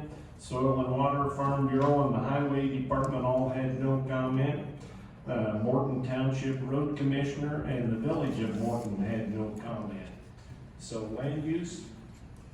Okay, I'll keep this one pretty brief as there's no real issues for staff to highlight. In terms of visibility from Northfield Drive, the chicken coop is proposed to be behind the garage, so there should be no view of the chicken coop from the road. And in terms of visibility from surrounding properties, there is a fence around the property, so adjacent neighbors should not see the proposed coop from those areas. Otherwise, yeah, no issues seen with the chicken coop, so staff does recommend approval. Okay, thank you. Video? This is case number 2513S, petitioned by Darren Cook for special use. From Exhibit A, this direction is east, and the distance is the detached garage, behind which would be the proposed chicken coop. This is the existing residence on the property. This direction north, down Northfield Drive. This direction west, nearest residence to the west. This direction south, down Northfield Drive. Nearest residence to the south, and back to the place of beginning. Okay, thank you. Okay, why don't you explain your request? I am trying to petition for 6 chickens. Obviously, with the price of eggs being this high, I realize it would take quite a while, even at $7, $6, $8 a dozen, but I have 4 grandchildren that I enjoy teaching them how to take care of animals. And I've talked to my neighbors, and I'm not a stingy, hoarding kind of person, so I had talked to them and said if I have extra, of course I will share it with you, or we can throw them at each other, whatever you want to do. So that is my intent. I'm not trying to obviously start a production. Yeah, I'm not trying to compete with Tyson or any of them. It's for my use only. Okay, yeah, and it looked like you're putting it behind the garage on the back corner, and the neighbor behind you has a fence already on the backside of his property. Is that what that black line is? Yes, sir, that's privacy fence on the south side and the east side. Okay. Chain link on the north, and it comes back Yeah. to the house. Okay.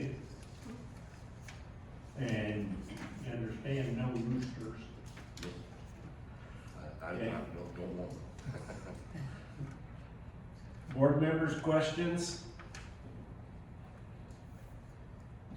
Land use?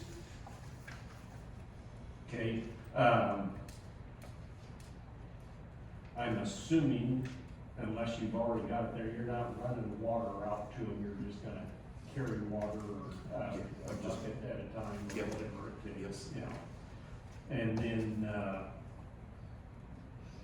whatever the county code says, how you dispose of the chicken litter appropriately. Yes. And, I think it says you gotta keep the feed covered so that the mice don't get in it, you know, whether it's a garbage can or something like that. And so, and no more than 6 and no roosters. Yep. Okay? Questions? Okay, closing comments? I just would like to thank you all for your time. Yep. Pretty much it. Yeah, I think the code does say, like you said, for family use and obviously neighbor, you can't sell. Right. Okay. All right, thank you.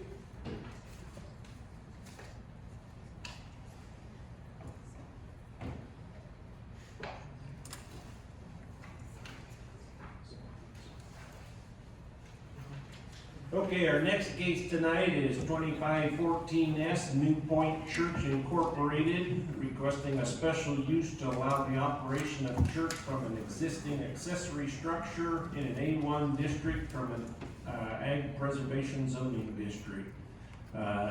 Pastor Barry?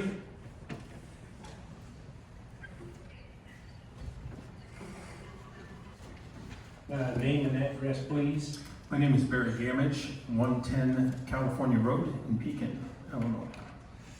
And do you hereby swear or affirm to tell the truth, the whole truth, and nothing but the true self you got? I do. Okay, this is a Class B case, so zoning board has authority. The health department, septic and well permits will be required, and they have other comments that we will go over here in a little bit.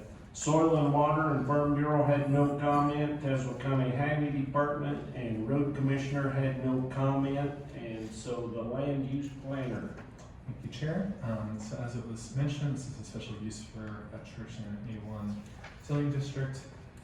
The major proposals for this application are to have an addition of the existing accessory structure and turn that into operating a church out of. The existing residence will still be residential, and as well as creating a gravel parking lot to the rear of the existing residence for patrons to use.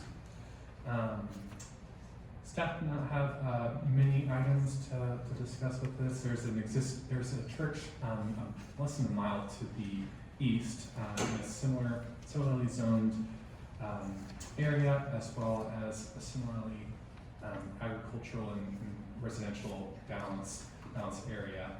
This site lot is zoned as A1. The stretch of this road is primarily residential on the west side. There was a traffic study that was accompanied with the application materials that showed that there should not be major traffic impacts to the area. There is a phase 2 of the project which will come at a later date, since it's just for phase 1.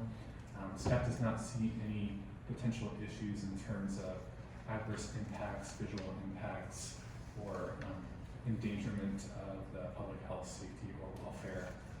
As typically churches are a low-intensity use, the addition will still be in keeping with the general size of structures in the area, so it's not out of character for there. Otherwise, no real issues with the comprehensive plan. This is not doing leapfrog development, and so otherwise, while it is in the A1, the property has a productivity index already 125, and the site's not currently being utilized for agricultural purposes, so staff find that positive as well. So in total, staff is supportive of the project. Okay, thank you. Okay, the video. This is case number 2514S, petition by New Point Church for a special use. From Exhibit E, this direction is west. Directly in front of us, the existing pole building to be converted into the church for phase 1. Existing dwelling to be utilized as the parsonage by the existing resident. Beyond the trees, the nearest residence this direction south. In the distance, the intersection of Town Line Road and Wagon Cellar Road. This direction is east.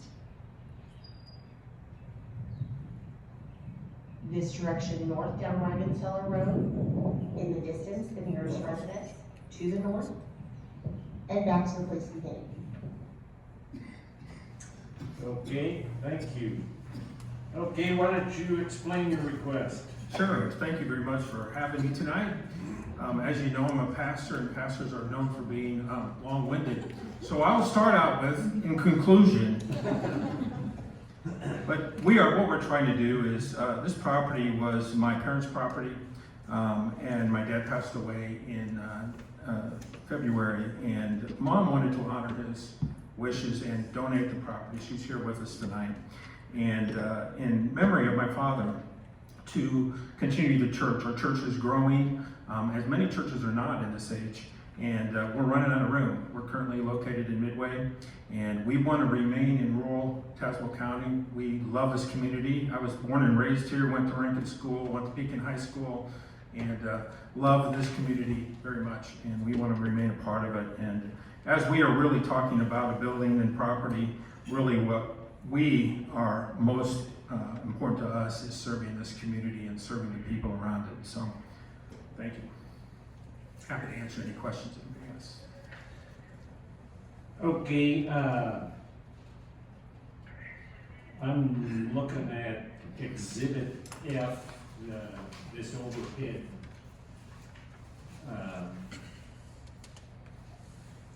aerial photo. And so the entrance off of Wagon Cellar Road, Yes, that sir. will be the main church entrance. Correct, we're going to have that. And then you're gonna maintain this one for the parsonage entrance? Correct, So that the church will have its own separate entrance? correct. Okay. Yes, sir.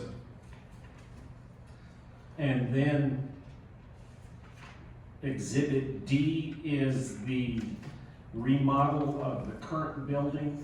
Correct, yes. Okay, There is and as we're getting more engineers and contractors involved, there's a slight change to that. We're proposing a 12-foot extension off the side of that building. It will have to be 14-foot because so we can comply with the ADA restroom, so. to get enough room inside? Correct. Okay. I'm not an engineer, I'm a pastor, so. Okay, and the outside of the building will, obviously, the two big center doors that they drive tractors in and out are gonna go, or? Yeah, we're gonna close in the front and the back of the building, and we're gonna put an entrance at the front, so that there'll be a nice entrance that is foyer, at least that's what we're planning right now, with a patio off of the front of the building. Okay. Board members, questions?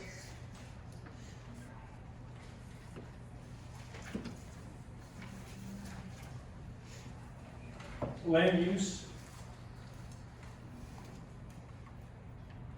Yes. Yeah, obviously the map with the seats and everything isn't a full indicator of how many people can be in there, but if you're talking about 100 people showing up and you're growing, it seems to me like this is kind of a small facility. It is. This is just our phase one. As they mentioned, we have a phase two planned that will seat 250 people. This one will seat at most about 90 people. So we're going to start out with that. We have regularly about 50 people in attendance today. This is going to temporarily service hopefully for the next year or two, and then we'll be planning on building another building that will be 60 by 100 building. Thanks. And the way I understand that on Exhibit E, that'll be new construction. That's correct. And so, the initial parking lot for the current phase one, is it, oh, I see, you've got phase one parking, and then you're gonna add phase two, more gravel to the back when it's Correct. done. Okay, Yes, sir. all right. Cause I saw where you had 40 spaces for phase one. Correct. Okay. Okay, let's see what the health department says.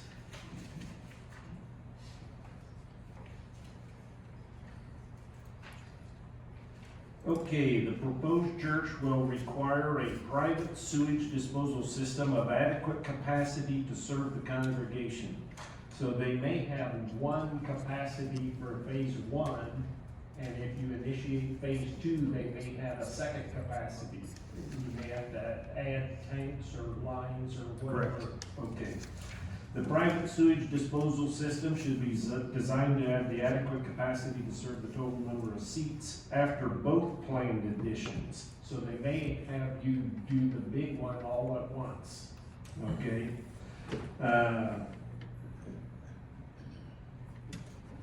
Class V injection well must be met, a minimum setback of 200 feet from the water well, that's your water source. Correct.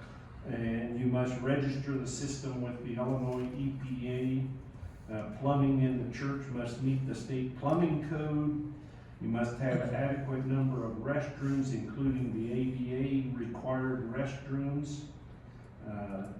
Potable water must be available on site and tested annually for coliform and E. coli.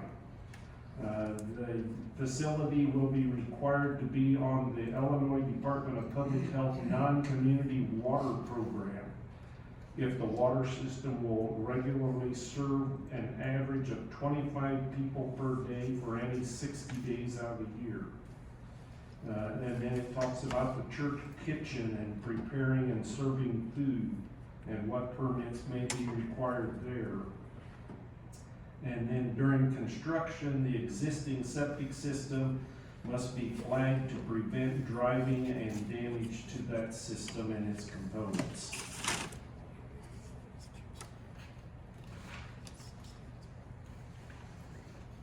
And so, like I said, have your engineers and contractors correspond with the Tazewell County Health Department. They're already working with them as we speak, so. Yeah. Okay, other questions? Board members, land use? Yes? On exhibit G, is that mismarked as the site? Yes, that would be the approximate 3.6 or 7 acres. Where it's pointing to site though, that's not the location, is it? Oh, I believe the rectangle is the site, Okay. the site dialog so box is misplaced. this is wrong, right, Jackie? This should point down to here. Correct.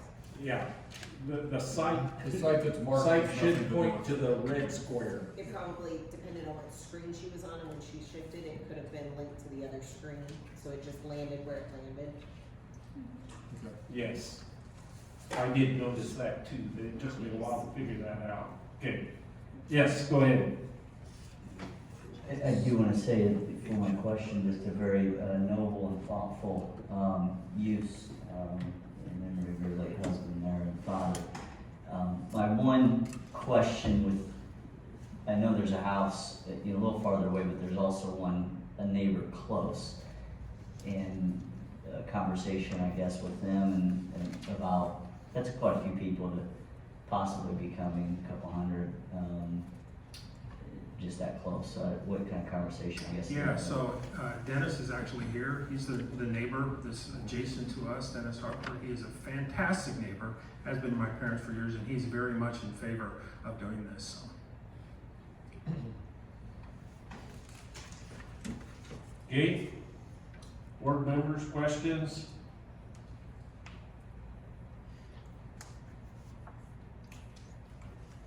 Yes, go ahead. Land use? You spoke of the parking. For special events and stuff, you're not planning on parking anybody on Wagon Cellar? I mean, that's a very lousy absolutely road to not. park Yeah. on. We have lots of land there for parking, so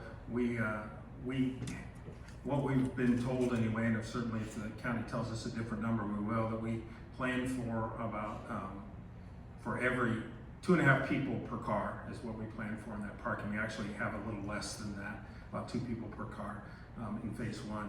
that if we need special events or needs, we have plenty of parking in the front, because right now we have no parking planned in the front of the building. There's about 250 feet in front of the building where we can park as well, so no parking on Microsoft Road.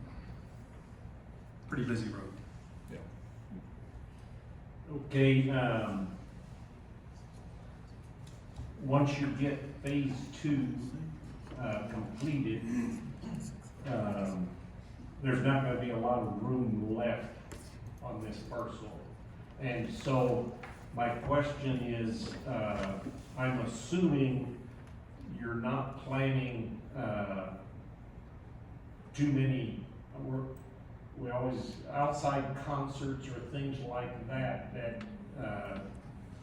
you know, noise and,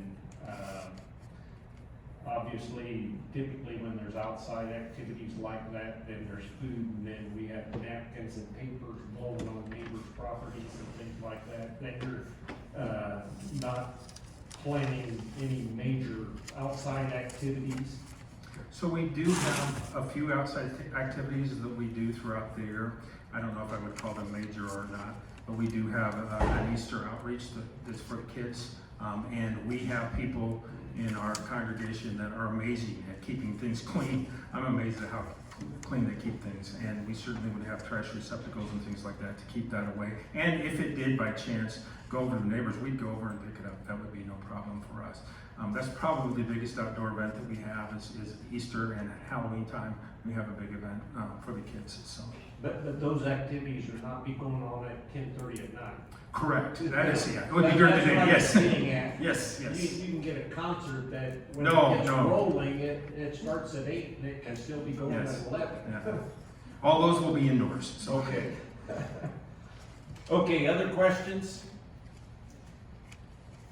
Okay, closing comments? Yeah, thank you again. Obviously, as I mentioned, there's going to be adjustments as we go, as we learn more about permitting and things like that. But I thank you for your time. I do want to recognize a couple of people, if I can, real quickly. Melissa Kreider has been an amazing person dealing with in this situation. She was even up at 9 o'clock at night, emailing me, helping me answer questions the day before we had to have this in, and also the people from the health department. Melissa and Stacy were just wonderful people. They've renewed my faith in government again because they just were so nice to work with. So thank you guys very much. Okay, wait a minute. J. Brian Heller? Is Brian? I'm just here for moral support. Okay, so you don't wish to speak at this time? No, sir. Okay, thank you. Okay. You're excused if you're done. I'm done. Thank you very much. Okay. And it took less than an hour. Oh, did I say that? Okay, one more case tonight.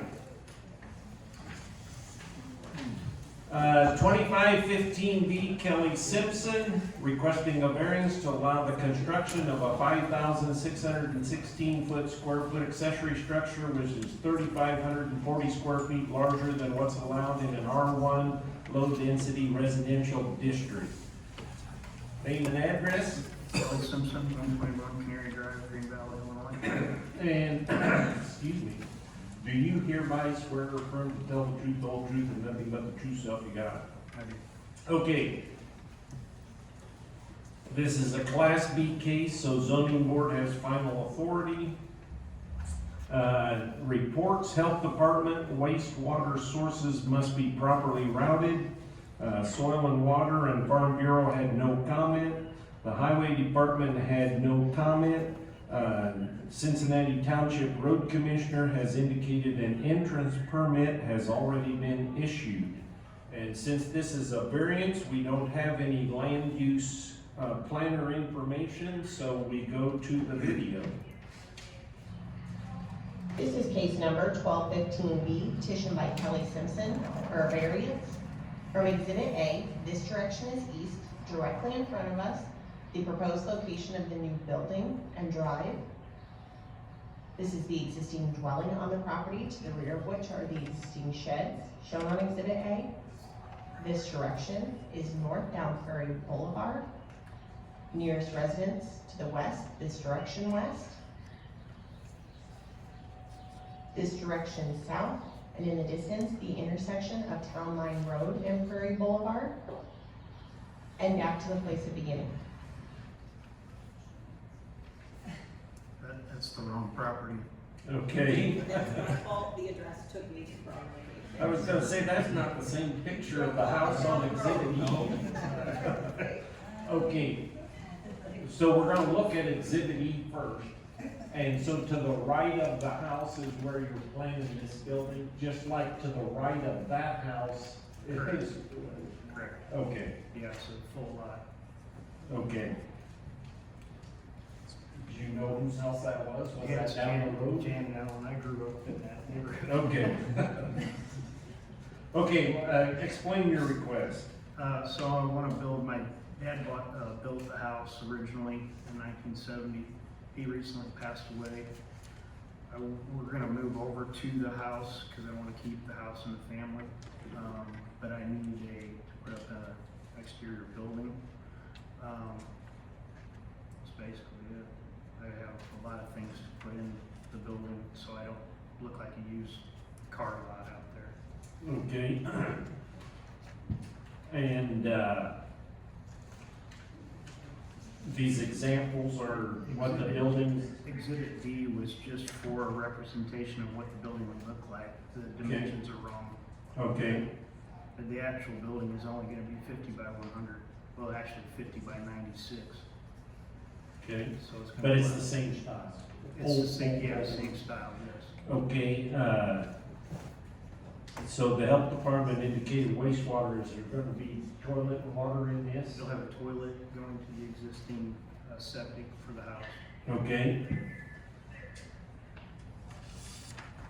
And then I saw that was behind the current house. Correct. So Okay. it'll run over to the existing, so we won't have, there won't be any driveway or anything. Okay, and you've already talked to the road commissioner and got an entrance Correct. worked out. And you're not renting out space. No. It's for your own personal Yes, use. correct.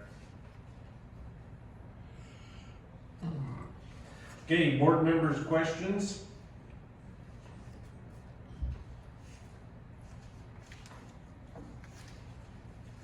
Land use?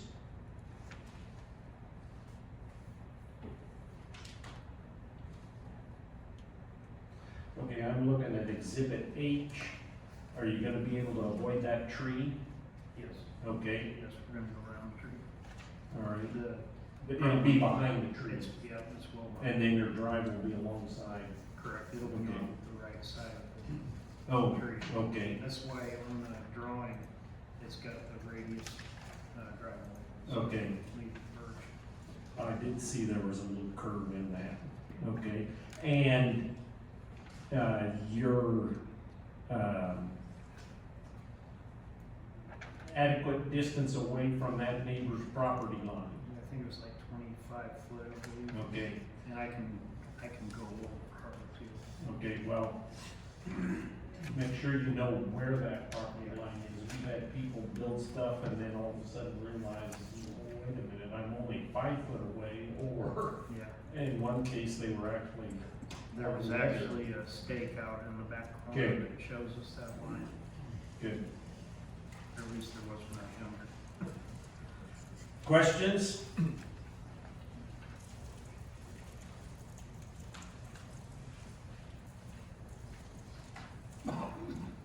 Okay, closing comments? I just would like to build a new building. Okay, and then, make sure the gutters are drained properly, you don't flood the neighbor's basement and things like that, cause, 95 or 6 foot buildings, a lot of rainwater space, so, good, thank you. Thank you.